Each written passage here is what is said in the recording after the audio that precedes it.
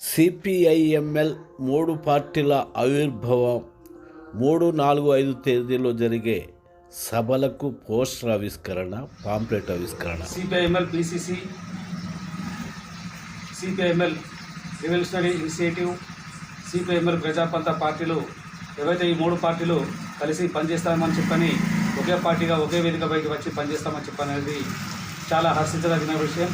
ఈ విషయాన్ని మిగతా ఉన్నటువంటి విప్లవ పార్టీలు ఏవైతే ఉన్నాయో, సిపిఎంఎల్ గ్రూపు సంస్థలు ఏవైతే ఉన్నాయో అవన్నీ కూడా కలిసి రావడానికి ఇది ఒక నాంది. ఇది అంతం కాదు, ఇది ఆరంభం.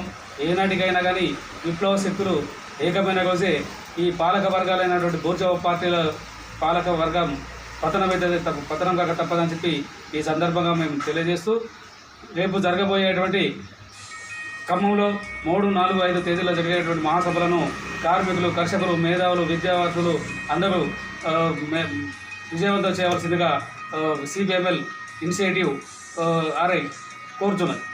ఇంకిలాబ్ జిందాబాద్, ఇంకిలాబ్ జిందాబాద్.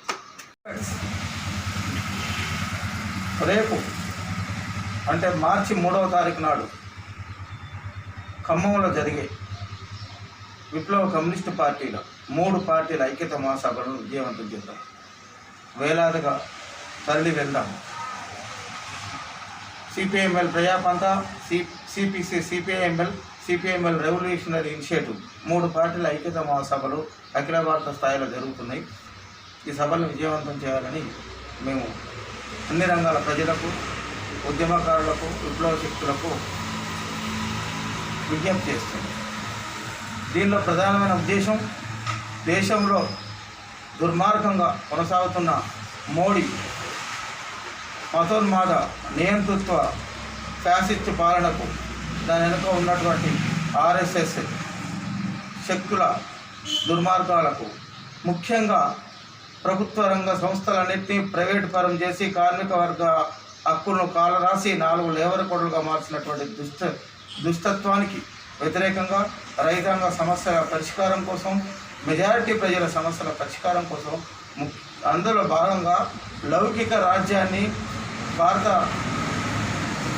రాజ్యాంగాన్ని కాపాడుకోవాల్సిన అవసరం లేదు. దానికోసం ఏంటంటే దేశంలోని విప్లవ శక్తులన్నీ, ప్రజాస్వామిక శక్తులన్నీ, పౌర ప్రజాస్వామిక శక్తులన్నీ ఐక్యమై ఈ మతోన్మాద హిందుత్వ ఫాసిజాన్ని ఓడించాలని పిలుపునిస్తూ, ప్రజల హక్కుల సాధన కోసం విప్లవ శక్తులు ఐక్యం కావాలని పిలుపుతో 2024 మార్చి 3వ తారీఖున ఖమ్మంలో భారీ ప్రజా ప్రదర్శన నిర్వహించి సాయంత్రం పెవేలియన్ గ్రౌండ్లో భారీ బహిరంగ సభ నిర్వహిస్తున్నాం.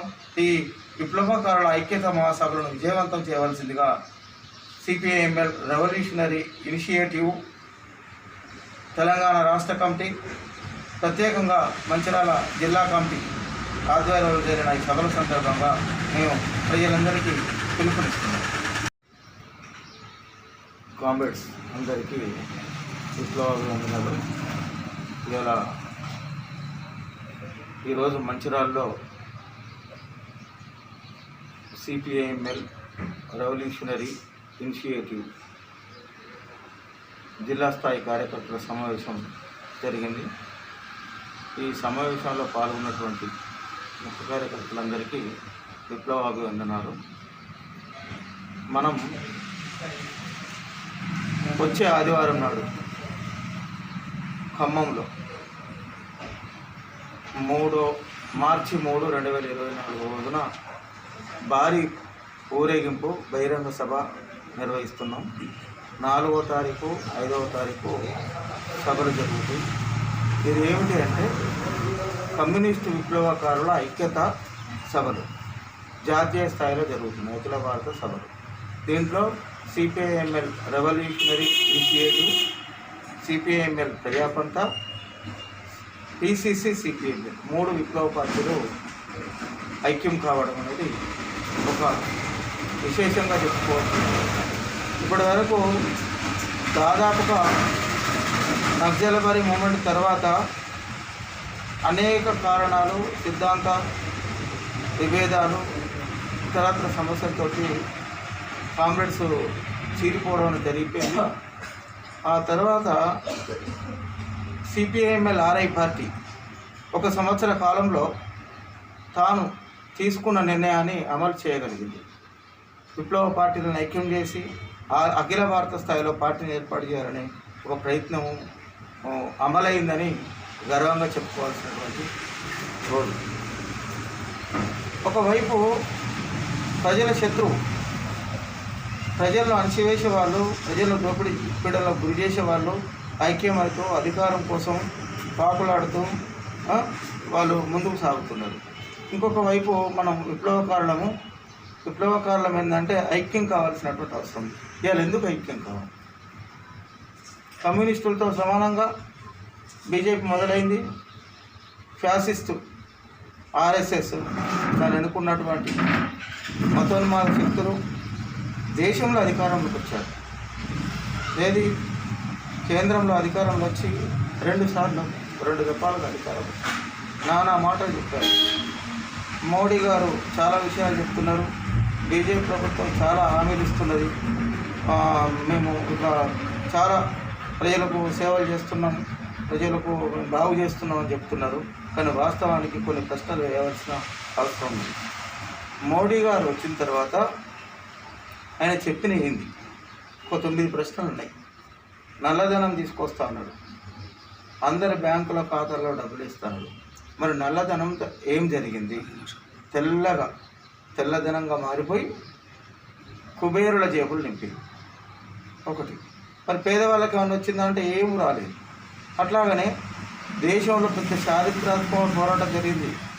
దేశ రాజధాని ఢిల్లీలో రైతాంగం చలికి వణుకుతూ గడ్డగడుతూ దాదాపు వందలాది మంది ఇబ్బందులు పడుతూ అనేక మంది చనిపోయారు. చనిపోయినప్పుడు కూడా వాళ్ళు ఏంటంటే వాళ్ళ హక్కుల సాధన కోసం మెయిన్గా అంటే రైతు వ్యతిరేక చట్టాలను తీసుకొచ్చారు. దాన్ని రద్దు చేయాలని పోరాటం చేస్తే ఆ పోరాటం ఏంటంటే చారిత్రాత్మక పోరాటం మోడీని మెడలు వంచింది, దేశంలో తప్పైందని ఒప్పుకునే పరిస్థితి తీసుకొచ్చింది. సరే, ఇప్పుడు అవి ఆయన ఆ రోజు ఏంటంటే ఒప్పుకొని మరి అమలు చేయకపోవడం. స్వామినాథన్ కమిషన్ దాన్ని అంగీకరించి అమలు చేయాల్సిన అవసరం ఉంది. విపరీతమైన ధరలు పెంచారు. ఇంకా ప్రత్యేకత ఏంటంటే ఇదివరకున్న గత ప్రభుత్వాలు ఎంతో కొంత ప్రభుత్వ రంగ సంస్థలను తీసుకొచ్చినాయి.